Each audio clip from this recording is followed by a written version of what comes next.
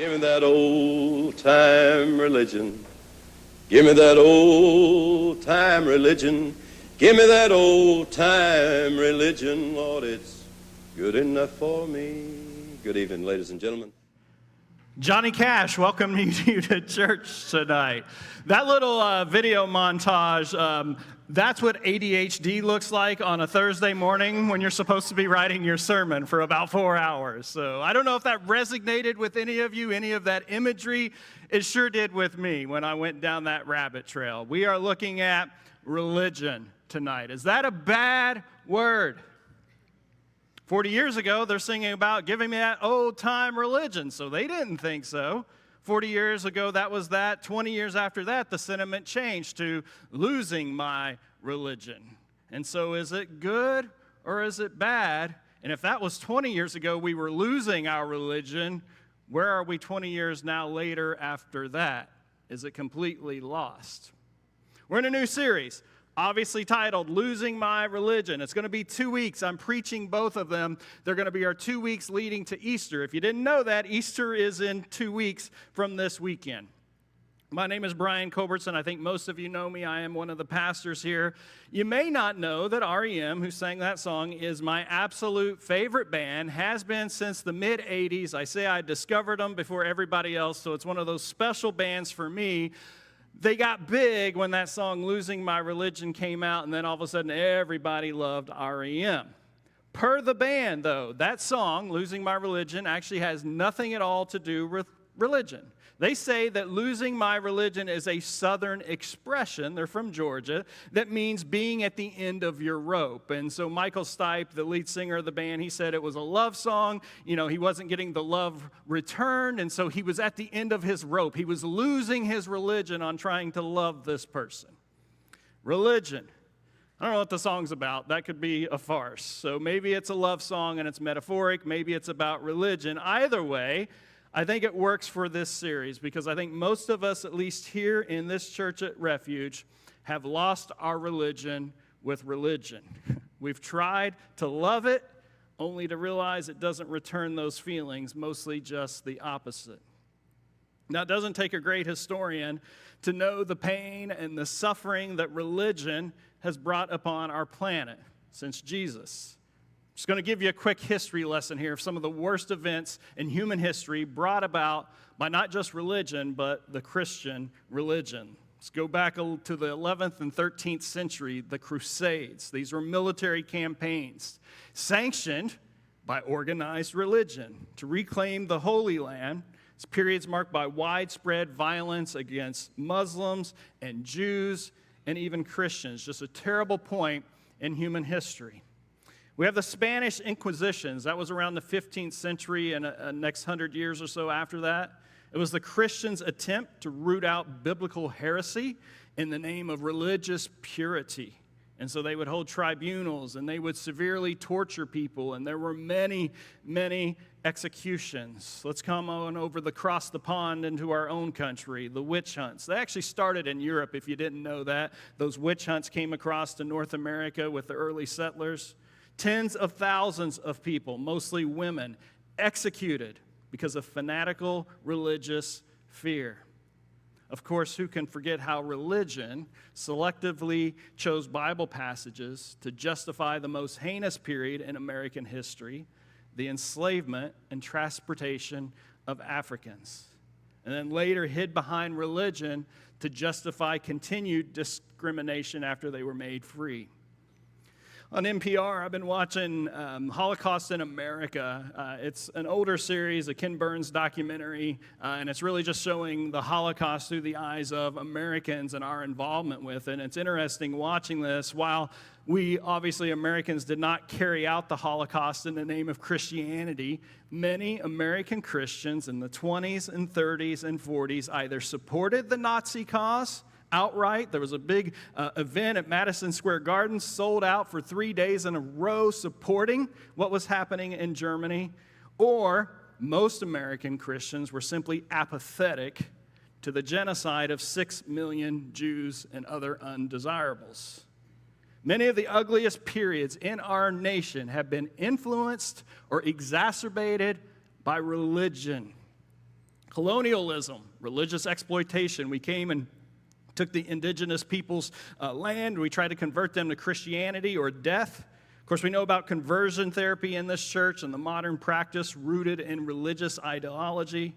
Political power and corruption, that shift in the 1970s where we witnessed religion transforming into a voting bloc. Give me some of that old-time religion. Indeed. And that's all 30,000-foot stuff. Maybe you feel removed from all of that. So let's get a little bit more personal. What about that Christian in your circle that you're embarrassed to admit that, yeah, I'm a Christian too, but I promise you I'm not like them? Or wondering how you can possibly spend eternity with that person. Or maybe it's the religion you grew up in, and that religion turned its back on you when you got honest about your struggles with belief or your identity or biblical accuracy or anything that was too outside their small little box. Or worse yet, religion turning its back on you and coming at you with attacks. I mean, a lot of us just have disillusionment with the whole thing. The preacher who promised, man, if you just have enough faith, you can manifest anything. And it didn't work. Or that Sunday school teacher who promised, God will never give you more than you can handle. And it seems that he did. Or being told by religion that you must have depression and anxiety because of that underlying sin in your life or some lack of faith. Or maybe it was religion's embarrassing attempt to use the Bible to explain science. It's hard. And you're, I suppose, since you're here, a Christian.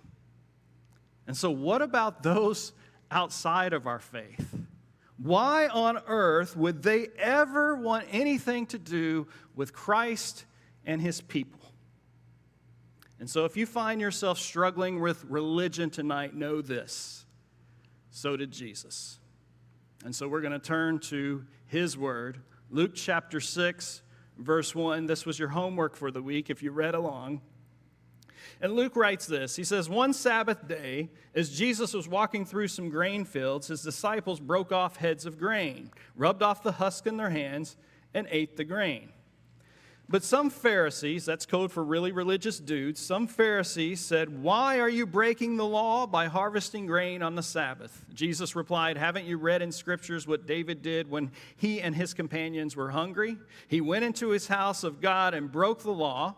By eating the sacred loaves of bread that only the priest can eat, he also gave some to his companions. Jesus is throwing some religious shade. He says, guys, have you even read the Bible? Remember what David and his companions did when they got hungry? Do you even grasp the concept of the Sabbath and its purpose to bring life and not destroy it? Luke goes on and says, on another Sabbath day, here's Jesus going at it again. A man with a deformed right hand was in the synagogue while Jesus was teaching. The teachers of religious law and the Pharisees, so now we got lots of religious dudes here, watched Jesus closely. If he healed the man's hand, they planned to accuse him of working on the Sabbath. But Jesus knew their thoughts. And so he said to the man with the deformed hand, come stand in front of everyone.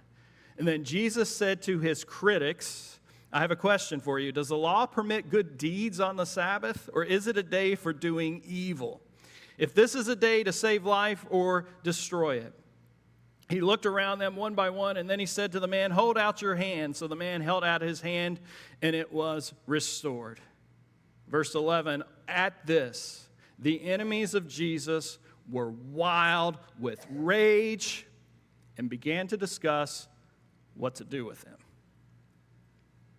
Jesus pushes back against religion. And because of this, religion puts Jesus on a cross and crucifies him. But we know the story. 3 days later, Jesus rises from death, not to start a new religion, but to replace religion with himself. This is how religion works. God gives humanity a beautiful gift like Sabbath, rest. And then religion does what religion does. It takes the gifts of God, it twists them, it bends them, and makes them methods of control. And so with the Sabbath, religion is like, thank you, God, for the Sabbath. Now, people, here are 39 things that you need to do to rest properly, otherwise God's going to be mad at you. Sabbath is supposed to be a day for restoration, of giving rest to the weary, of repairing the broken. Eating some food and healing a man's hand is exactly what the gift of Sabbath is all about. So maybe you're sitting here right now, you're feeling pretty good about yourself. Stinking religious people, you're looking down upon them. You got your chronological snobbery in full force for the religious past. Your disdain towards those Pharisees that walk among us yet here still today. Believing yourself to be different, to be enlightened. That's why you're at Refuge. You're enlightened and different. And so we'll use words for those people like judgmental, tribal and rigid, intolerant, simple-minded, self-righteous, hypocritical. Meanwhile, blind to the fact that while we proudly proclaim that we've lost our religion, that religion has a way of finding us time and time again, starting with the pride of having lost our religion. I'll share a story with you. I've shared this probably once in the past in the church. Speeding tickets and me go way back. By my mid-30s, kids, close your ears if you're in my household, but I had over 30 speeding tickets. 30 speeding tickets. I was good at justifying my behavior, though. Stinking cops and their speed traps that got it out for me. Speed limit is too low. I travel for business. I'm on the road a lot. So I get really good at justifying it. I'm like, at 32, I got 30 tickets. I mean, I've been driving for 16 years. That's only 2 a year. That means for 363 days every year, I was ticket free. I am pretty dang good, #winning. And then I would get after the other people. Man, can the police worry about sins that really matter? Those snowbirds driving 45 in the left-hand lanes? Those tourists? I mean, it should be a law that you have to put your grocery cart back at Publix. Arrest those people. Or the neighbors that get their lawns mowed on Sunday when I'm trying to Sabbath. That should be illegal. That's human nature. And that's the foundation of religion. Justifying the junk in your life while elevating and judging the junk in everybody else's life. And so I heard this a long time ago by a preacher named Tim Keller, and he would preach this. He said, imagine at the end of your life, you were judged. Not by God's holiness standards, you were judged by the very standards that you apply to everyone else. It's rough. How often have you held others to expectations that you yourself could not meet? How often have you absolved your own shortcomings by pointing out the shortcomings of others? I lost my religion at 19 years old. I discovered Jesus in my late 20s. But religion is persistent, and it uses our human nature against us. And it's found me over and over and over again. Religion wants to make us bigots, to see the world as us versus them, to become intolerant, to create division within our country or within our church communities or within our families. Religion wants to make us black and white thinkers, robbing us of the ability to navigate life with nuance and wisdom and grace. Wisdom wants to make us prisoners of the past, clinging to past religious convictions that hinder our personal growth and alienate us from those who are moving forward. That creates the chasm between generations and culture. Religion likes to make us judges, to harden our hearts, make us less compassionate and empathetic, to inflict pain and isolation upon those we judge. And religion likes to make us slaves to fear, manipulating beliefs to isolate us in a prison of anxiety and apprehension. It might be hard to admit, this is one of the points of this PBS documentary on the Holocaust I've been watching, but it might be hard to admit, but we're not a lot different than the people during that time that we look back upon with contempt, whether it's those personally involved in the Holocaust or those who were apathetic. If the Holocaust happened today, a modern version of it, which side of history would we, the enlightened Christians of Refuge, find ourselves? Would we be out there fighting against the injustice, or we'd close ourselves in these walls and enjoy our religious rituals? And I know I'm using the word religion tonight, but it has an even greater meaning. If you're an agnostic here, or you're an atheist, or a whatever here tonight, the same sermon preaches to you. Your religion might not include Jesus or Muhammad or Buddha, but you still got a belief system. You still have a framework through which you view the world. You make decisions, you define your morals and ethics, and you're still subject to that same human nature, that same tendency to judge, to reduce things to black and white thinking, to resist change, to fear the unknown, to manipulate power. The universalism of brokenness is actually the reason I have faith. Because it's obvious to me, 48 years of life, that there is something wrong in our world. And if I know in my heart that there is something wrong, that must mean there is a way for something to be right and to be better. And in all my years, the best right, the best better I've found is Jesus. He is actively aware of our struggles, our inherent flaws, the chaos we all create. The Bible, at least the one that I read, tells us that God came into the flesh to empower us, to set aside judgment, to let go of resistance and fear and polarization, and to follow Him. To follow Him with a heart of love and humility and grace. And so this brings us to a definition of religion, and it is found in the Bible. Every instance of religion I could find in the Bible is negative. Jesus attacking the religious leaders, Jesus saying these religious laws of the past. But there's one place in the Bible where religion is spoken of in a positive light. James chapter 1, verse 26 says, if you claim to be religious, but you don't control your tongue, you're fooling yourself, and your religion is worthless. We're not to the positive side of things here yet. James is talking about religious lip service. You know what I'm talking about with that? Talking a religious game, but living contrary to those values. Using your words, your tongue to tear people down. Divisive talk. Singing worship songs with no underlying sincerity. Being harsh and critical for outsiders and insiders. Being truthful only when it's convenient. Toxic theological debates. Calling yourself the moral majority and having no morals. That is religious lip service. And James says all of that religion is worthless. He doesn't stop there, though. He says this in verse 27. Pure and genuine religion in the sight of God the Father means this: caring for orphans and widows in their distress. Biblical religion, defined, real simple, caring for the oppressed.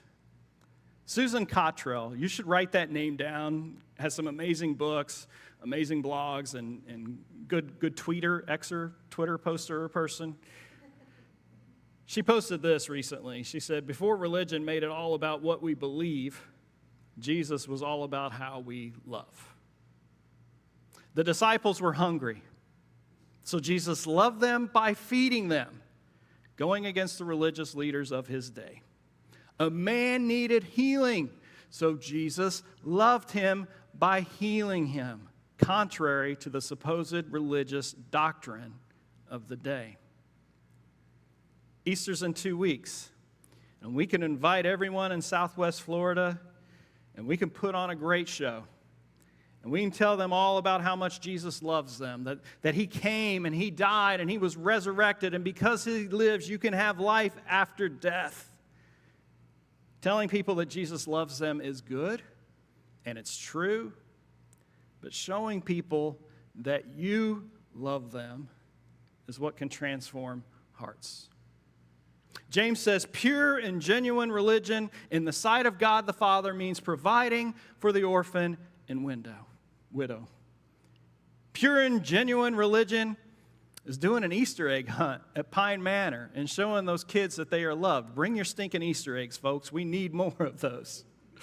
Pure religion is caring for your spouse and your kids and your pastors and your boss and your teachers. Pure religion is supporting the single parent that's struggling to balance work and family. Pure religion is being a friend to the elderly in your neighborhood who suddenly finds themselves living alone. Pure religion is forgiving the person who stepped on your toes just because. Pure and genuine religion is coming to church not just to be fed, because there might be someone here who just needs to see your face and know that you remembered their name. Pure religion is using your time to listen to youth facing their family's rejection. Pure religion is using money to support mental health institutions and initiatives. Pure religion is using your voice to engage in nuanced discussions about political issues like border security and gun control. And yes, to do all these things, even if the person that you're trying to love isn't on Team Jesus. Even if there's no chance of conversion, even if their values offend you, even if you'd rather buy a new blank, even if it's way outside your comfort zone, there is no asterisk, there is no caveat to our call to love. If that was our religion, yeah, give me some of that old-time religion. What kind of planet would this be? What kind of neighborhood and city would this be? What would it do for you and your joy and your peace? Have you lost your religion? Good. I hope you have. But then now what? Our world is broken. It will always be broken until Christ restores it to its intended glory. And so there will always be inquisitions, and there will always be injustices, there will always be inequality and refugees, and that person who gets under your skin. And I know how disheartening it can be to witness the actions of these professed Christians that embarrass you at best and cause you to just want to walk away from Jesus at worst. Trust me, I know. But at its core, your faith is about your personal relationship with Jesus, nobody else. And if you invest into that relationship, it can be a source of strength, of comfort, and guidance when humans fall short, and gives you an opportunity to use that disillusionment for good. Another name you should know, she's passed away several years ago, much too early, but Rachel Held Evans. Big influence in my life, and I know several other people in the church here. She wrote this, and it's something I've held on to a lot over the years. I am a Christian because Jesus is still the story I'm willing to risk being wrong about. Let me read that again. I am a Christian because Jesus is still the story I'm willing to risk being wrong about. What's losing my religion mean? What's it mean to you? Somebody shout something out. Elijah, what, you got something, bro? Losing my religion means questioning everything. Losing my religion means finding your purpose, losing your purpose, maybe both. Losing my religion means giving up meaningless rituals. Losing my religion means being confused. You better believe it, Anna. Losing my religion means being angry, 100%. Losing my religion means being what? Judgmental. Losing it means being judgmental? Okay, got it. Losing my religion means, I know each of you can answer that. Maybe that's your homework for tonight, or maybe it's your conversation at dinner. I wrote down a few. Losing my religion means stepping away from judgment and stepping towards grace. Losing my religion means moving from exclusion and embracing inclusion. Losing my religion means exchanging certainty for the growth of questioning. It means living behind the rituals to pursuit of faith in action, rejecting conformity for authenticity, rejecting the idolatry of nationalism and embracing a global ethic of empathy. Losing my religion means dismantling structures of oppression within our faith communities to make way for a theology that affirms the dignity of all human beings. Losing my religion means shifting focus from the afterlife rewards to committing to the urgent work of healing and transformation in the here and the now. Karen and I were talking this week earlier, kind of about the sermon and just life, because we're in a transitional season right now. Our two oldest kids, when they were younger, I was a new Christian, so I was kind of on fire and excited, and Karen was getting reconnected and involved, and it's okay to say this. We did a pretty okay job at trying to move beyond religion and do a lot of the little things that showed what faith is really about with our two oldest kids. And so we would serve at homeless dinners with the Langs and sometimes cook, but they were better cooks than us. And we would go to family service events, not set up by the church or anybody else. This Pine Manor thing started because we, as a family, went over there and served one time, just our family. We would look for opportunities. We'd figure out how to personally help out any individual we could with whatever they were going through. And so we modeled compassion to our two oldest kids. The last 7 years, religion has tried to find me over and over again. We started this church when Emery was a little kid. And she sees me every week write sermons and practice for the and make slide graphics that are awesome.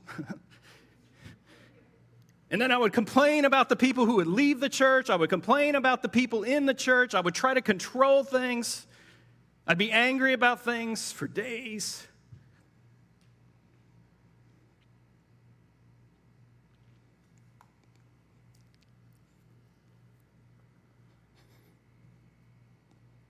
And so I'm sorry, Emery.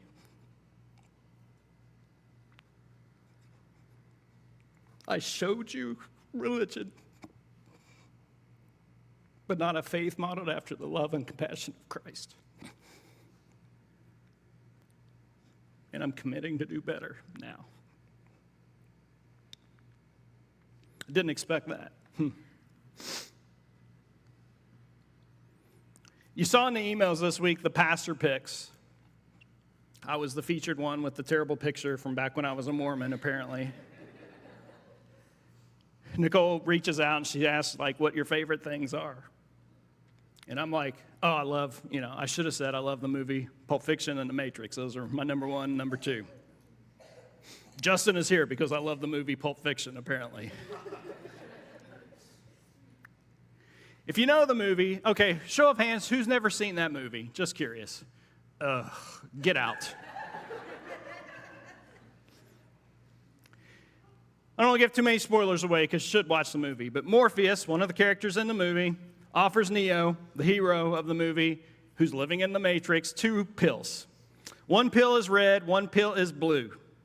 The red pill would allow Neo to wake up to the reality and to escape the Matrix, this fake, fictitious world where all he is food for the machines. Or he could take the blue pill and just continue to sleepwalk through life enslaved to the Matrix. Of course, he takes the red pill. It wouldn't be a very good movie if he didn't. You can choose that tonight to take the blue pill. You can. And just continue to walk through life being religious, or even hating the religious but really not making any changes. Or you can take the red pill. You can see reality. How often you have gotten entrapped by religion and then make the choice to instead follow Jesus.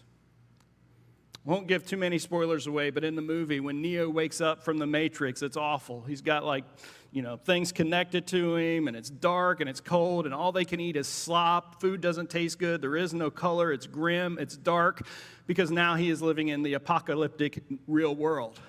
And again, I don't want to spoil it, but it does eventually get better for Neo in the story. Adjusting to reality outside of religion is painful. Because you got to realize all the time you wasted in religion, and all the resources you wasted, and all the brain power you wasted, and the realities of giving up organized religion for an unorganized faith. No one to tell you what to believe, no one to tell you how you need to give, no one to tell you how you need to serve. But that's the call. And thankfully, throughout history, there's always been those who are willing to lose their religion and live out their faith. During the crusades, amidst all that violence, there were leaders like St. Francis of Assisi, a great man who sought peaceful dialogue. And there are accounts of Christians who would provide care to the sick and the injured regardless of religious affiliation. During the witch trials in Salem, there were Puritan clergy who spoke out against and advocated for the adherence of true biblical principles. 2 or 3 witnesses to be there before somebody's convicted. And there were Christians who would provide shelter and protection for those witches at risk of being called a witch themselves. During the slave trade, the Quakers early and consistently stood up against slavery. And as we know, some Christians dedicated their lives to the cause of abolition. Charles Finney, Harriet Beecher Stowe, Sojourner Truth. In the 1960s, Jim Crow and all the racism, you realize that Martin Luther King was a Christian, right? It's a Christian on the front lines fighting, as well were many in his camp, both black and white. And they fought publicly and or privately. I'm going to ask the band to come up. Today, there are plenty of orphans and widows right here in Southwest Florida who need our care. Still racial discrimination, there's homelessness, there's gender biases, there's barriers in our educational systems, there are households without parents, there's still mental health stigma, the widening ever wealth gap. It's 2 weeks until Easter. We're not going to do any fancy invites as a church. No extra marketing, not dropping Easter eggs out of a helicopter. Instead, I want this church to embrace true religion. I challenge you during this season, just strip away the layers of tradition and focus on the God who became a man to bring life, not just in the hereafter, but the right here and the right now. And so let's let our Easter invitations this year be our actions, because actions speak much louder than any flyer and any sermon and even any banger worship set that we do on Easter. But that doesn't mean we can't have a few banger worship sets anyway. And Easter is a celebration. And so with 2 weeks ago, I thought we'd kick off that celebration tonight. A song about dead bones of refuge, losing their religion, coming to life through the resurrection power of Christ, opening up the grave of religion and proclaiming, I'm coming out. Won't you stand as we sing?